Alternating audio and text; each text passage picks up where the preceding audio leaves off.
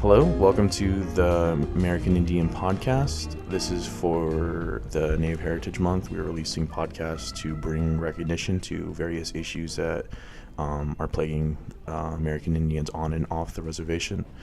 Today, our topic is contemporary issues and what's going on today, and possibly maybe just some different issues that tribes are facing. Have you guys found anything interesting?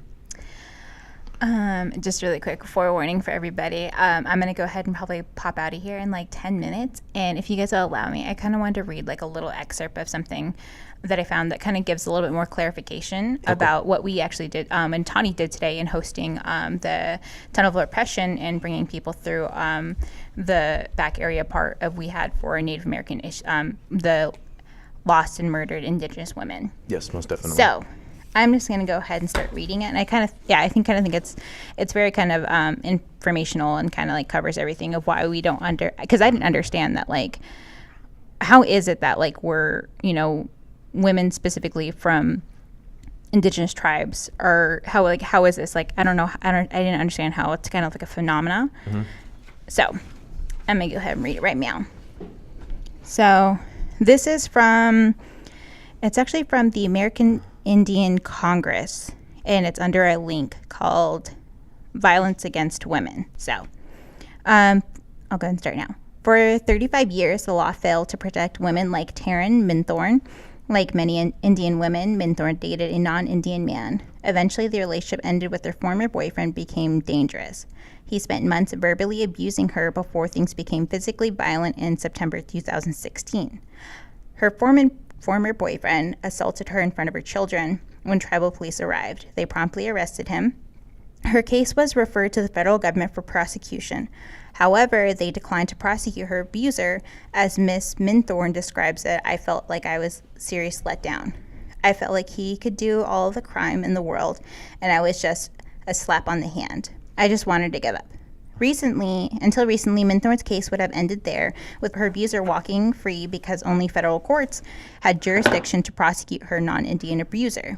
However, because Minthorn's tribal nation, the Confederated Tribes of Umatilla Indian Reservation, was one of the first tribes to exercise special domestic violence criminal jurisdiction over non-Indians under the Violence Against Women Act of 2013. Minthorn was able to receive justice. Umatilla prosecutors were ready and willing to do something about her abuse. In the last part, essentially, he actually does get prosecuted with 2 years of incarceration, 3 years of probation, abstaining from drugs and alcohol, anger management, and batter intervention treatment, and obeying a no-contact order. Tribal court jurisdiction over non-Indian abusers makes all the difference for women like Minthorn, who previously had nowhere else to turn. As she says, it's important for future generations to know that eventually there is justice. So I just want to go ahead and open up with that and like see what everyone else's thoughts are. It's definitely interesting to note as to why these happened, or I should say these numbers are so high in regards to American Indian women, and of which what you just read has definitely hit up on a lot of important issues. Specifically speaking about Anglo-Saxon American Indian relations and how that relates to missing Indigenous women.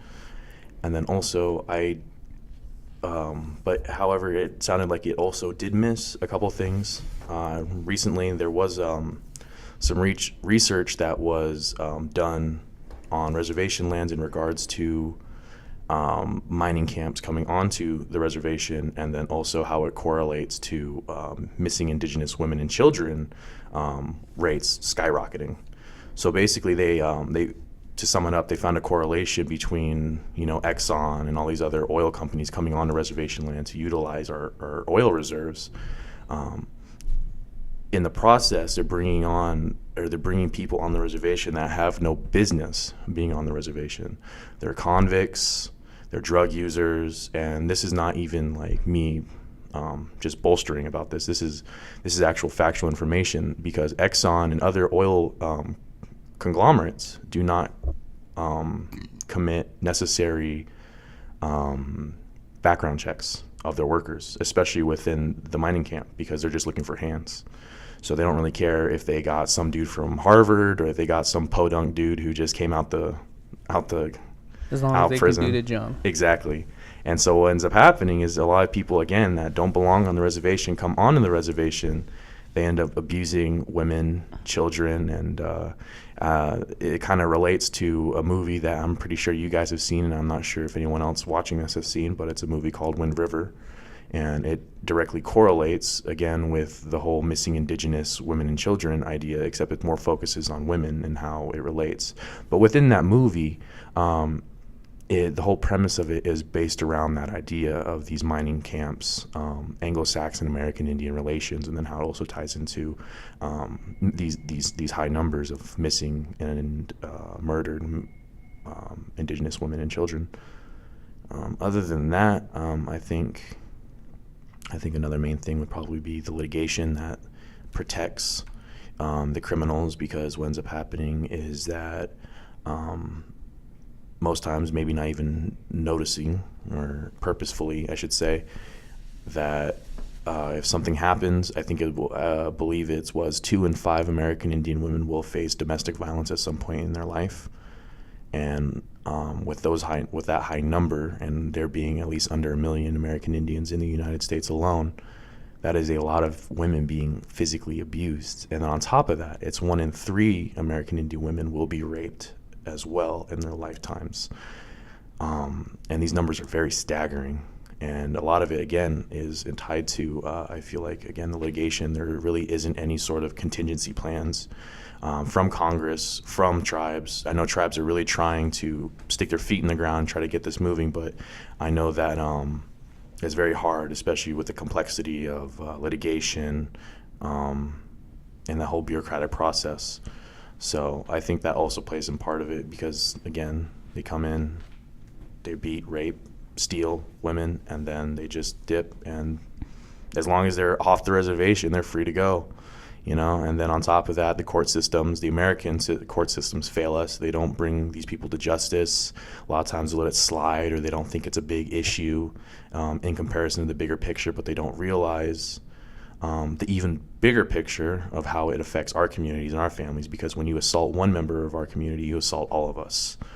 And that's pretty much my thoughts. What about you, Nate? I mean, I think all this kind of resorts back to like drugs, alcohol. A lot of people who get abused are mainly because of alcohol. Mm-hmm. And growing up on the reservation, you see it. You see people drinking, taking advantage of the alcohol, and I just feel like our older generation, I don't know about now, but our older generation, a lot of the people are traumatized by watching their mom, not just necessarily Glanies. Like, you could have a dad who isn't a Glani, but I guess you could have different terms for Glani. A Glani could be a guy who's drunk 24/7, or you could have a guy who's working every day but comes home and then he drinks and beats his wife. Yeah. But Yeah. I mean, you see a lot of that in our moms, our aunts, our family members. They have stories like this where they're traumatized because they either see a person who isn't their biological dad beating their biological mom, but they can't do anything about it because they're at a young age, or you could have a brother or sibling who does stuff like this. But I feel like it really has a big impact on people in the future, or it makes a person shape into the way they are nowadays. But alcohol has always been a problem on the reservation, and I feel like, especially when it comes to like a non-native coming onto the reservation, it just has a bigger impact because they don't care who we are, and they're segregated from the rest of the world. And I feel like not only that, not they are, but we're segregated. But I feel like not only that, our judicial system, we don't have like good laws, and there's always loopholes in our laws, and not, the state or government are not going to come back and help us refine it. They want us to do it and find the loopholes themselves, but also But you not have to enough. get mad when we try to take matters into our own hands. Exactly.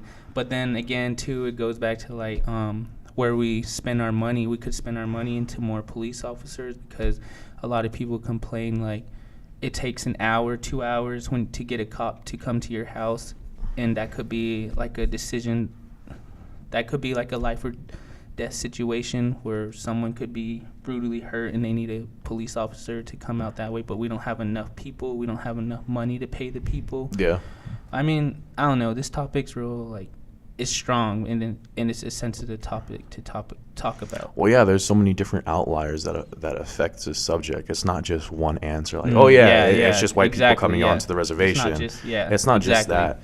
And it's not just drugs and alcohol, I feel like, too, because even as is, American Indian women are, like, very sought out against, like, I was gonna say body snatchers, but human traffickers, stuff like that. So they look at us like commodities, dude. We're exotic. We're creme de la creme, right, bro. I want to get some of that, but we're objectified. That plays a part of it, and then that I can even tie that into the whole mascot discussion, and then that can go on a whole tangent of itself. But that still doesn't change the fact that you can't deny it. That's still part of it. The objectification of our women and our traditions and our culture. And then that lumped in with our issues with abuse of drugs. And then on top of that, just our very confusing situation with our legality. But that was definitely a big topic. And I'm glad you brought that up, especially in regards to Native Heritage Month, and then also how it relates to the little exhibit that we did today and yesterday in regards to oppression, and how the different groups, I was gonna say ethnic groups, but it wasn't just ethnic groups. There was LGBT there, and then there was other ethnic groups. But yeah, it was really good thing overall. There was some research done actually by the FBI themselves, stating that within the past few years, I believe it was from 2012 through 2016. It was about the end of the Obama era, if I'm not mistaken. But it was right around that time when discrimination cases against American Indians start to rise. So I believe it was within the last year, it was 327 crimes were reported. And that alone, according to another bureau that does research on racial conflicts, or I should say discrimination issues. There's a whole bureau that records all the information, or the numbers, I should say, of how many incidences are racially charged. But they said that jumping from 327 from the year before that was only 120 or something like that. There was like a 90% increase, and so that only shows that it's only becoming more and more prevalent. Fortunately enough, I mean, us living in Arizona, man, we don't really face too many conflicts or any issues in regards to American Indians. Fortunately enough, you know what I mean? Like, true. I've never at least met anyone that had the balls to say, red skin to my face, or exactly, you know what I mean? Exactly, bro. But then again, there's so many reports and so many stories that when you move towards the east and the northern parts of the United States, that's when the rates of racially charged crimes begin to increase. That's true. But then also too, like, not just racially, but we're still segregated. There's no doubt about that. Like like I said before, I went to a school outside the reservation because my mom wanted me to get a better education. But not only that, like, you can see it when we went to school there. There was 75-80% of the population was Navajo, but you only see Navajo hanging out with Navajo. You don't see they're in-town kids, is what we used to call them. They would hang out. Some of them would come talk to us, but most of them are like, they do. If you were to go there, you would see it right away. They're all in their own. They're all talking together. They don't invite the native kids to do other stuff. Some of them do. Some of them are pretty cool. I'm not saying the whole town's like that, but I'm just saying, even if you're not just Holbrook, Winslow's like that, you could go to Farmington, you could still see the same thing. I'm pretty sure people have incidents there. It was the same when I grew up, man, because I grew up in the city. So I went to school, Corona, Marcos, Padre, I mean, you name it, bro. But at the end of it, man, like, when I went to Corona, there was literally only maybe a handful of American Indian students, including myself, most of which or all of which, I should say, were mostly predominantly cliquish, and they wanted to do everything they could to fit into the mainstream society. They got, in my words, they got caught up in that colonialistic ideology, where it's like they care about what they wear, what they're doing, what they have on their Instagram, and all that dumb contemporary. They're liked or not. Yeah, all that dumb contemporary stuff. versus the traditional ideology of like, you know, how are my people doing? Yeah. You know, how's my cousins doing? Making sure that they're okay, making sure that they're striving, you know, all that stuff. It's just different, man. It's really different.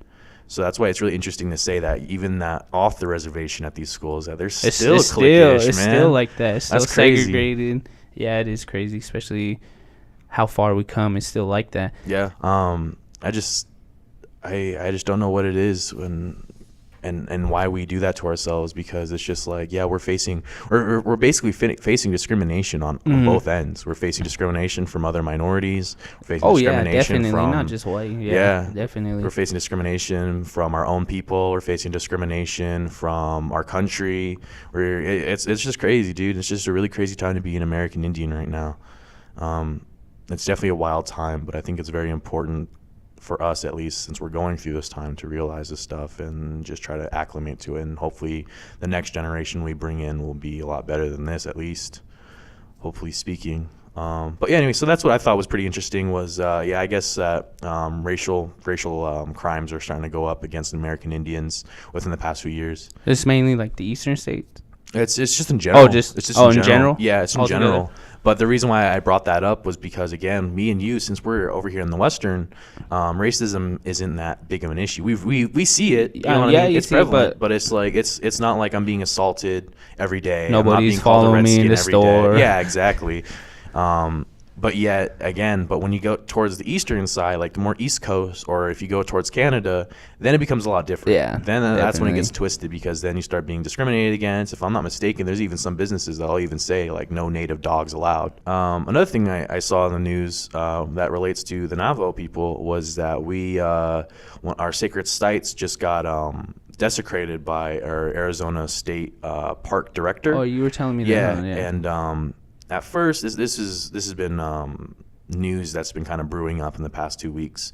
But last week they were put on paid leave, so they basically kept their jobs. They're getting paid. Yeah, for getting paid. They left. But we got really American, specifically Navajos. A couple of notable Navajos voiced their opinions, and I honestly think that was maybe just enough to push over the edge of the deciding people who ultimately decided whether or not they got let go or not. They should have just done that in the beginning. That's what I'm saying, dude. But what ended up happening, the whole backstory to this is the state park director was trying to bulldoze down some Lake Havasu property that was deemed sacred. Mm-hmm. But I guess either they could have been that they didn't realize it, or they're just too dumb to realize it, or they just didn't care. Yeah, but either way, they try to keep it under wraps. They didn't try to tell anybody about it. Someone ended up finding out about it, and once someone found out about it, dude, it hit the fan. It hit the fan real quick. So now what ended up happening was, again, like I said, she was first put, her and then I think her assistant director, they were put on paid leave, and then now it was just either today or within the past few days, they finally announced that they're firing her, period, and that they are instituting a new director. I believe his name is Tom Voigt or something like that. That's cool. But he said in a press release that he's very inclined to strengthening ties between Arizona and its tribal citizens, and then also try to be a little bit more mindful about that. But some along the lines of that. That's what I got out of it, pretty much. But it was pretty cool that action was taken almost immediately, and that it's done now. And unfortunately, there has been damage already done. But at this point, we just kind of have to just keep pushing forward and just smile, I guess, and just just gotta let it go, I guess. Nothing else you can do. Yeah, I thought that was pretty interesting. Interesting to note, especially in a time right now where we're having sacred sites falling down around us or being deemed unsacred left and right. Speaking of Bears Ears, specifically, I think it was called. It wasn't Sugar Mountain. It was like Medicine Mountain or something like that. Where's that at? I believe it belonged to the Ojibwe.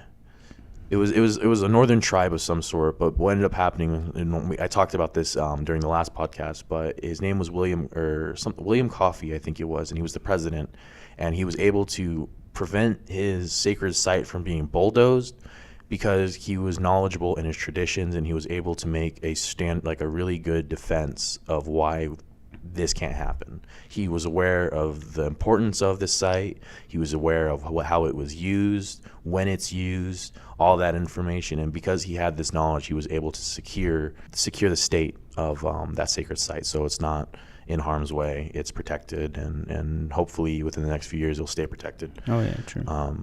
But yeah, I thought that was really interesting. Is there anything else you might have found?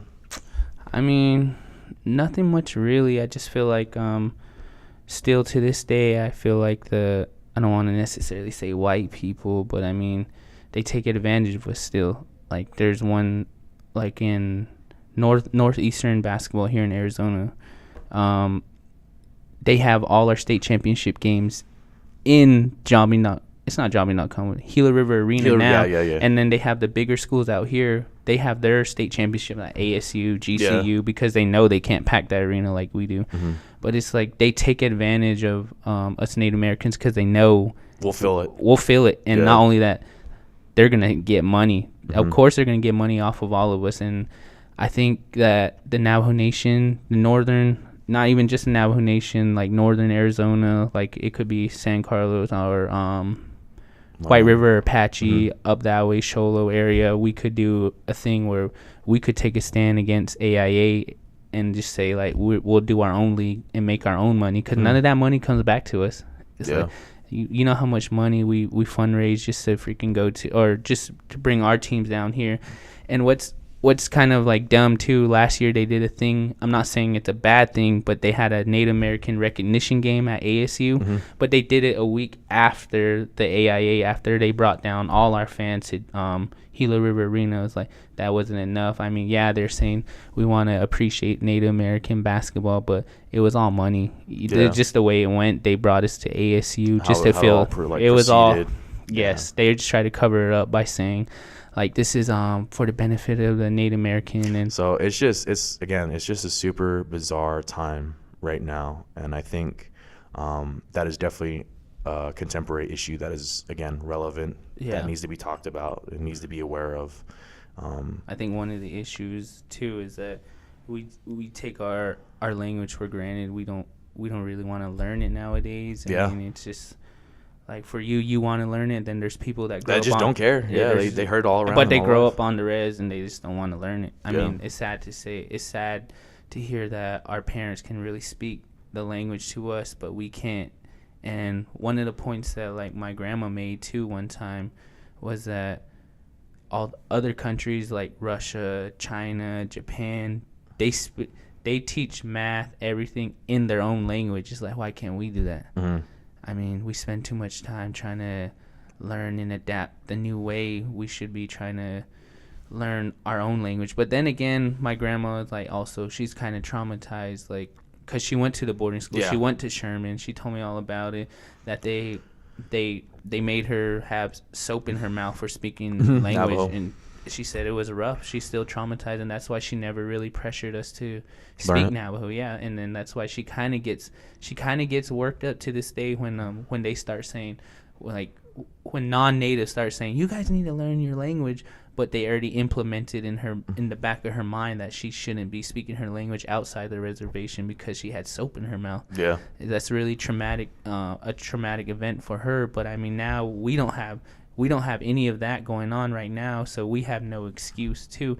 But not also with our language, we also don't have an excuse when it comes to, like, education, because there's so much we have. There's so much opportunity. There's so much money. We don't even have to worry about healthcare. I mean, we're fortunate enough. We just need to take advantage of it, and then that we could be the ones going back, writing the law, finding the loopholes, and doing something about it. You know what I mean? We could be the ones becoming entrepreneurs and bringing money back to the reservation. Most definitely. It's totally up to us, and it's just sad that we see a lot of our friends and our family members, they don't realize it. It's super disorienting right now, especially when we have triple citizenship. It's no longer just two, where we're Native Americans and Americans. I shouldn't say no longer, because it's always pretty much been this way. But yeah, we're now citizens of the state. We're citizens of the country, of the United States, and we are citizens of our own nation, the Navajo Nation, specifically for me and you. Yeah. But yeah, it just becomes very disorienting sometimes. Sometimes I wake up, dude, and that's all I want to do. I just want to go to work, go to school, come home, play Red Dead 2, go to sleep. You know what I mean? Yeah, you just fall in go play that, cards with yeah. somebody, and Yeah. but then like on the other end of the spectrum, it's like I'm feeling I'm missing something. I want to be home. I want to be in these ceremonies. Definitely, man. You know, You miss your family. You just miss everything. You miss the fresh air. But Yeah. you also have to remind yourself you're out here for a reason too. That's what I'm saying, dude. Because every time I try to think about like moving back to reservation, I seriously sit down and think like, you know, what would I do? Yeah. Well, And- what's and- out there? And it's not like I'm one to go to a movie every weekend or go party yeah, it up with that's some true. friends anyway. But it's just Yeah. like I think about it like, you know, okay, I go to school out in the reservation, or if I did go to school out in the reservation, I would have to commute to school. yeah. commute It's like back. 30 minutes, 40, And then- an hour. Yeah, and then You by never the end, know and what- by the end of that, I'm probably gonna be tired. I don't want to do Yeah. anything else. And even if I had to do something else, there's not much I could do. Yeah. There's church, there's grocery shopping. If you don't do your grocery shopping in Gallup, if you live in Winter and then what else is there? There's maybe a restaurant, maybe an athletic club or events center. or something. You know what I mean? And Yeah. other than that, dude, like there's really not much to do. And so it really is the time to utilize to master something. Yeah. So in other words, like if I were to go back to the reservation, I'm not going back until I'm done with everything and I want to learn something new. Because if I go back to reservation, I'm going to be isolated. I'm going to have all the time in the world, and I might as well pick up a hobby or something. I might as well learn how to play guitar. Because by the time I'm done, a few years, and I you know, after a couple of years of living on the reservation, I can probably be like Slash or something with how much time I'd have on my hands. That's true. Home is home. Home will always be there, but at the same time, you have to go somewhere to get something. Just like you have to go to the grocery store to get something. Mm-hmm. That's just the way I look at it with school. Like I had to sacrifice 6-7 years of my life, and then I can go back home and live 70 Yeah. more years on the reservation. I mean, home will always be there. I love it. I miss it. I mean, nothing will beat it, but at the same time, it's just going to be there. It's always Yeah. going to be there waiting for me. It's different. It's a lot different than what our families, I would say, had to face growing up. Oh, definitely. And I just feel like we are also at that very pivotal time in our generation where we have to kind of fix everything that was screwed up before. I just feel like we owe our old leaders something because they signed that bill or they signed that treaty because they wanted us to Mhm. do something with it. And I just feel like if we quit school, if we do this, it's like why did they sign it then? Yeah, exactly. It's like, yeah, that's what I always look at either way, man. I mean, that was a tough time. They did it for us, and I mean, Yeah. we should take advantage of it, but we don't look at that anymore. Straight up, dude. I honestly don't understand how people can go about not doing or not going to school or just not really caring about American Indian traditions or culture in general when, you know, some of the horrors we faced. End of the day, pinkies will still be there. I know, for real, dude. That's what I'm hoping, man. Get some pinkies at the end of the day. Get that breakfast burrito. Real Lauderburger. Yeah. Get some fireworks, too, while you're over the border. Okay, I think that pretty much wraps it up for tonight. This is the American Indian Podcast. This is for the American Indian Heritage Month here at MCC. I am Natani Hanley, I'm Nathan Johnson. and thank you guys for listening. Have a good night.